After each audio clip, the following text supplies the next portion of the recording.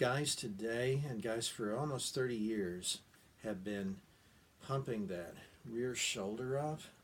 I don't have much room to range around in here. I'm not going to be taking any swings in this space, but you know what the swing I'm talking about.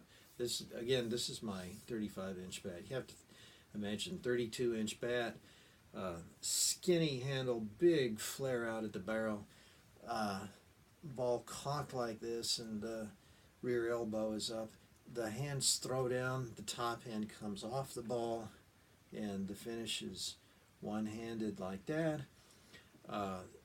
If you contact the ball over the plate, you're certainly going to backspin it with that swing. And you're going to backspin it so much. Now that's the one, because this swing is anything but a linear, slightly descending cut into the ball. This is a U-shaped kind of a swing. That's really going to backspin the ball. If you're a tall kid, you know, and if you're coming down on the ball and sending it way, way up there, you can maybe get enough elevation on it with a kindly wind at its back. Or if you're just a really big kid, you know, you can probably put it over a fence. Smaller kids may make it to the outfield. Easy out. Easy out. And it just breaks my heart to see shorter kids trying to execute that stroke and hoping for a good result. They're not tall enough. They can't put enough energy into the ball swinging with that U-shaped swing. Even a lot of tall kids, what happens since they have to hit the ball as it passes over the plate, it's so easy to be just a little early or a little late. If they're a little late, they might pop it straight back or pop it up. Easy catch for the infield. A lot of times they'll come back up on their swing, and you know what comes down must go up. If it's a baseball bat, if it's a barrel, when you're coming up on the swing, you're top spinning the ball, and you get a weak ground ball out of the very swing that's supposed to shoot it up into the stratosphere.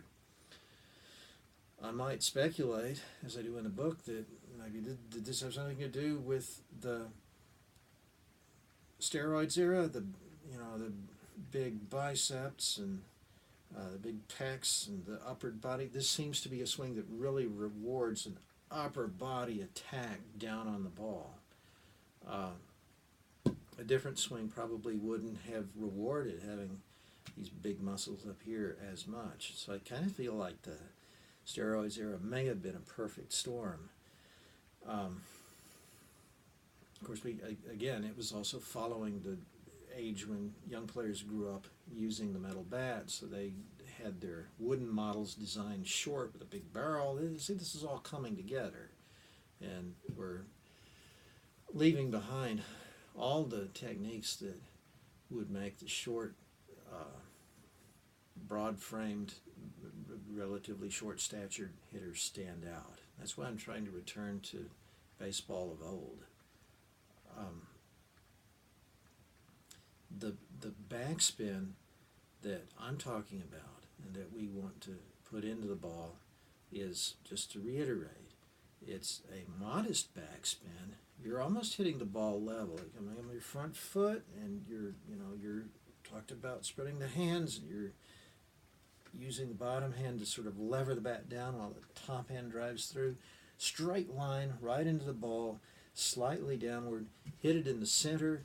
Ball's going to hop off the bat. It's not spinning backward at a real high rate, but it's backward spinning enough that it's going to have good carry on it. You don't want it to be, a real high rate means you've gotten under it too much.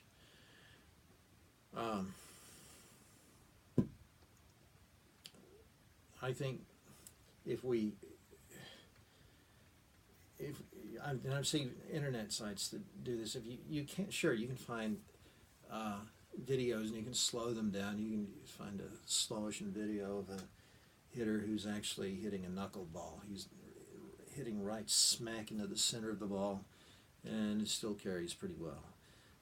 Even, this is early 2018, even at this time, even with physicists like Professor Bayhill working on this question, there still seems to be some disagreement about exactly what a ball is doing off the bat of a power hitter. And as I say, there's some guys out there on the internet who are going to tell you backspin, schmack spin is not, you just hit it in the center. You don't want it to spin anyway, you just want it to take straight off. If you hit it in the center, even if you top spin it, I mean, hitting it in the center is good. You can hit a really hard 1-2 hopper ground ball through the infield. That's fine. That's a good outcome too. But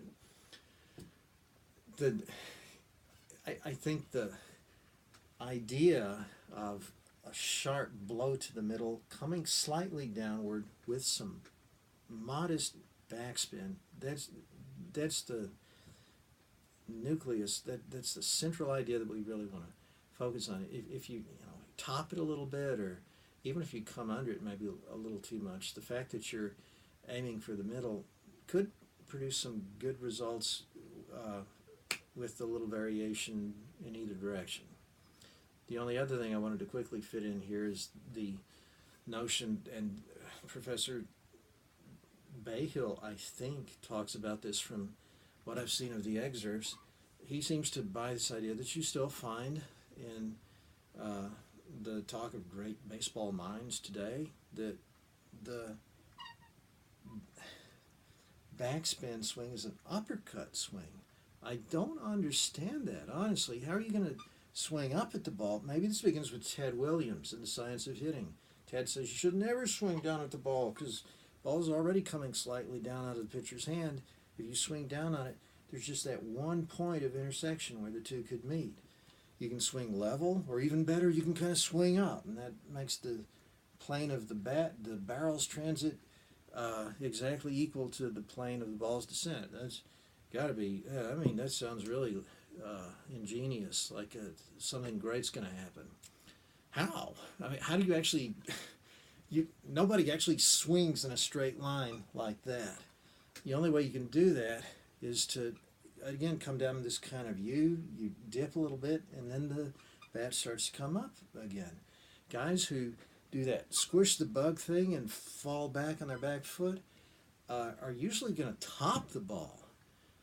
The only way they're going to backspin a ball, in their word, Williams may have been one of them. I think Mickey and Willie McCovey, those guys could sometimes backspin a pitch falling back a little bit like that. But in their era, they were getting high pitches, probably higher than you would swing at today, and they were still getting under them even when their bat was coming up. Most of the time, I think it was actually coming down when they hit the home runs. But yeah, you could possibly get the bottom half of the ball as the barrel starts to come up.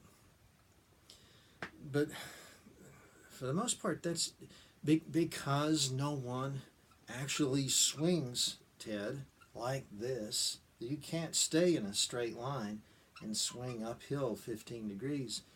I'm afraid I think that theory is just blown to smithereens too.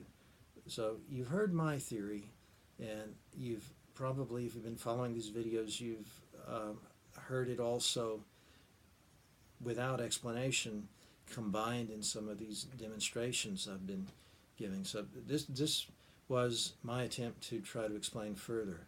What kind of backspin am I talking about, and why is it a good thing? I hope I made a little bit of sense out of that.